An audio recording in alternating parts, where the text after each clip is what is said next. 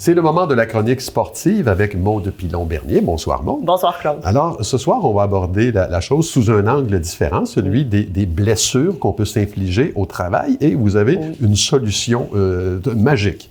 Exactement. Dans le fond, surtout la prévention dans un métier qui est un peu plus manuel.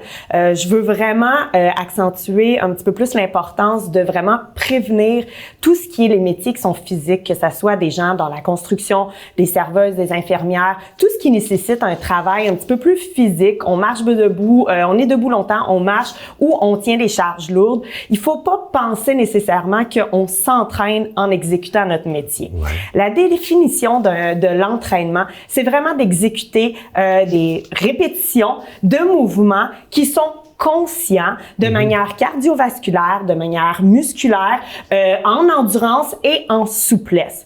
Quand on exécute un métier comme dans la construction, on n'est pas là-dedans nécessairement et on n'est surtout pas conscient parce que on est stressé à exécuter ce qu'on s'en va faire, la tâche qu'on s'en va faire. C'est un travail, c'est une tâche. Ce n'est pas un sport ni une activité physique.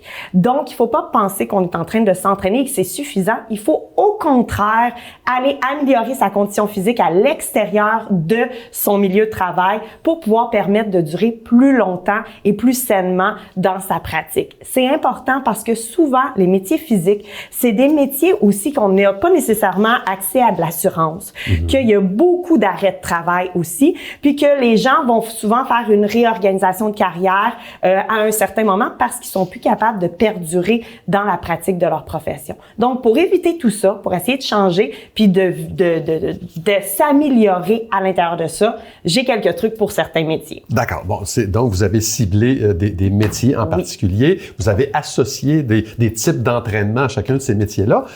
Racontez-nous ça.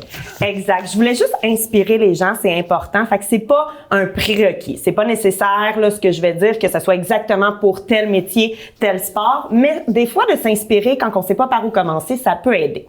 Donc, je reprends mon exemple des personnes dans la construction.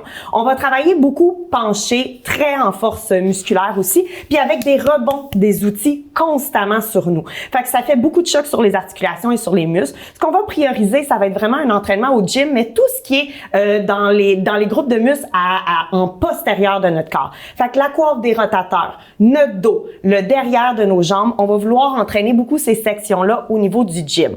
On va aussi vouloir favoriser plus une pratique comme le yoga et le pilates. Je sais, ça peut être J'ai des images en tête. Là. Exactement, ça peut être très drôle d'imaginer ça, mais c'est la base parce que quelqu'un qui travaille à quatre pattes toute la journée pour poser du plancher ou n'importe quoi d'autre a besoin d'une certaine souplesse. Donc, c'est vraiment la base. Puis, on va favoriser plus au niveau de cardiovasculaire une pratique du jogging, de la course à pied ou de la marche à pied.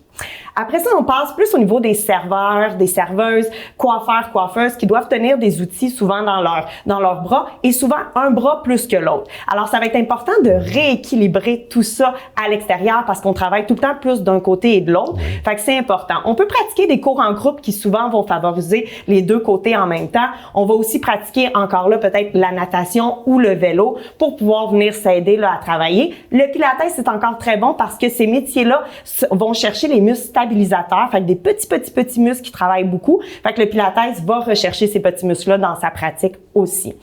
Et finalement, infirmiers, infirmières, médecins, tout le monde dans la santé qui travaille des longues heures, qui sont aussi très physiques et aussi très peu d'ergonomie quand on vient à le pratiquer dans l'urgence, en mode alerte, debout très, très longtemps avec un stress chronique de la pression du travail. Donc, on va favoriser peut-être plus les arts martiaux, du tai chi, la pratique du karaté. On peut aussi aller faire des randonnées et on va favoriser peut-être des entraînements plus courts. Fait que des 30 minutes, HIIT. Il y a beaucoup de gyms qui offrent cette section-là d'entraînement où est-ce que c'est des 20 minutes ou des 30 minutes très vite. Comme ça prend pas beaucoup de temps dans une journée qui est déjà remplie, mais ça permet aussi de déstresser. La randonnée, à être en nature, le tai chi, encore là, le yoga peut permettre là, vraiment d'aider à déstresser pour ces gens-là. Mais on va favoriser pour tous les métiers la natation et l'escalade qui vont venir vraiment chercher un petit peu qui vont vraiment compléter le tout pour chacun des métiers. D'accord. Donc, il y a beaucoup d'avenues possibles, beaucoup de spécialités, donc beaucoup beaucoup de spécialistes. Comment on fait pour s'orienter là-dedans? C'est pas compliqué. On va directement vers un kinésiologue ou un physiothérapeute, puis pour peu importe le métier, ils vont pouvoir vous guider à savoir comment bien vous entraîner. Excellent. Bien, merci beaucoup, Maude. Merci, Claude.